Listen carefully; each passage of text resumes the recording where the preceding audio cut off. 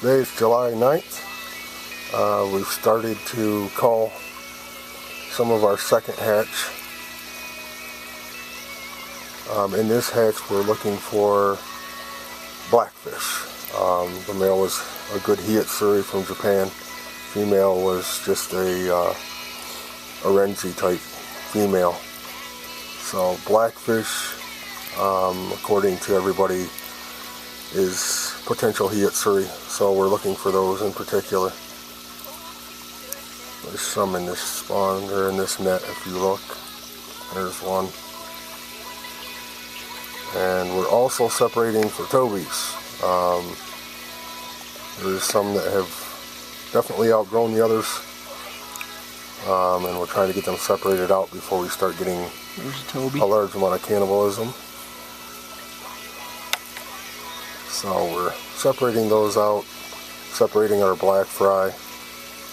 Got a little system going. We got a little tub here, just going to hold the black fry, a larger tub in the middle for the normal size or smaller fry, which there's a larger number of everything else. This way, a larger tub. And then we have another small tub for our tobies. See if I can show you. Tobies are considerably larger than these guys.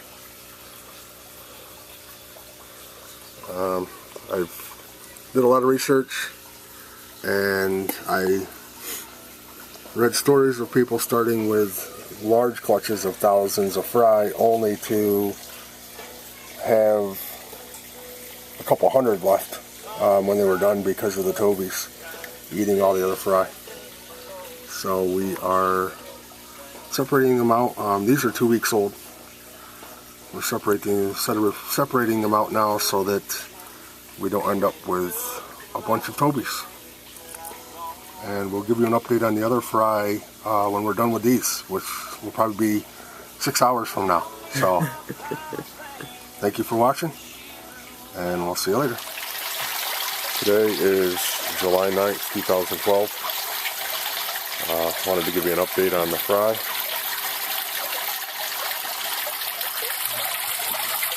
Here's the original tub we set up.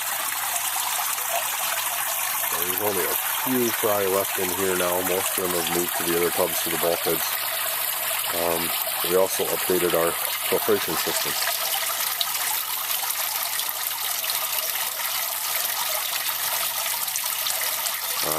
Just 4 41-quart Rubbermaid tubs. I drilled 1/8-inch holes every square inch on the floor of the tubs to allow the water to trickle through. There's a spray bar up top, 1/2-inch PVC pipe with 1/16-inch holes drilled every inch to get an even water flow. You can see the second row down, I had a bunch of 5-micron water purification filters I got from someplace. So I figured they would work well for biological and mechanical. So I just threw all those in there. And you see they're turning green from algae. They do get quite a bit of sun during the day. Third layer down, I'm not sure if you can see very well. That is filter pads from hang-on back filters for aquariums. Carbon is what I was really aiming for. We did have meth blue in this tank to keep the eggs from fungusing, and with the meth blue you can't get any biological filtration. So I wanted carbon to remove that. The simplest way for me was to take a bunch of cartridges and throw them in there and let the water trickle through the carbon, and it did remove all the meth blue.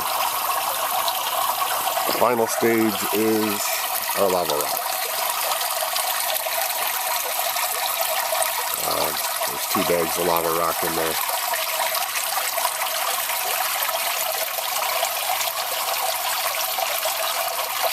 So far, we've had no ammonia problems.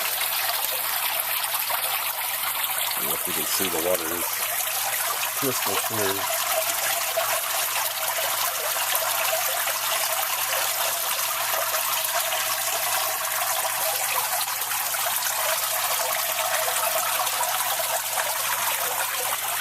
Second tub.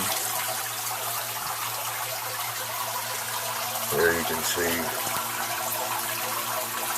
there's only a few more fry in this tub than the other one.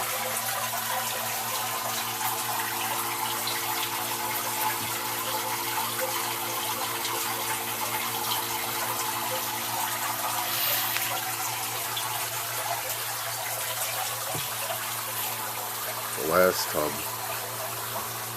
there is a lot of fry. They've all made their way through the bulkheads into the last tub for the most part. I did throw some trapdoor snails, I don't know if you can see them on the wall there, to help remove the algae and uneaten fish food off the bottom. They're vegetarians, so I didn't think they'd really bother the fry. Any dead fry that went to the bottom, they'd probably consume to help keep the ammonia problems down, but you can see on top of that, that's just loaded with fry over there. That is our bulkheads behind that. We were having issues with the fry being pulled against the small screen. I don't know if you saw the last video. We had a small screen, and eventually the fry did start getting pulled against it, trapped and killed. So we've modified that. We took a shoebox, drilled a bunch of 1-inch holes in the bottom of it, took window air conditioning filter, screen, foam, whatever you want to call it, and glued that, silicone that to the bottom of the shoebox. I also put another layer at the other side of it, and then took a good bead of silicone on that and actually siliconed it to the wall of the tub over top of the bulkhead. That dissipates the suction at any certain point. Spreads the suction out over a wider area. It's less suction at any specific point to trap the fry. It worked good. There is a few dead fry trapped against it. I think mostly deformed fry, stuff that couldn't swim well enough to get away from it, crooked spines, that type of thing. So it's, I mean, for the most part, it looks like the healthy, good fry are out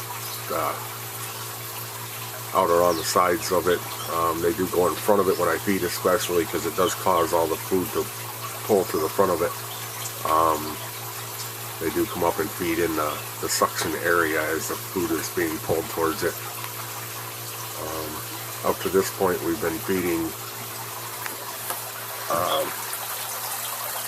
First started out with egg yolk and a finely ground powder of a high protein food. Now we're feeding a ground up flake food, high protein, try to get some fast growth. And so far everything's going well.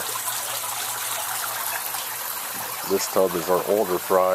Unfortunately, we didn't get to these very quickly. So there is some tobies in there, and we've greatly reduced the amount of fry that are in there. We're going to go through a culling process today, which we'll try to get some video of to see if we can show you what we're looking for in these particular groups, and we're going to try to separate the bigger fry from the smaller so we don't keep losing fry. So stay tuned, and we will be coming back with some more videos. Thanks for watching.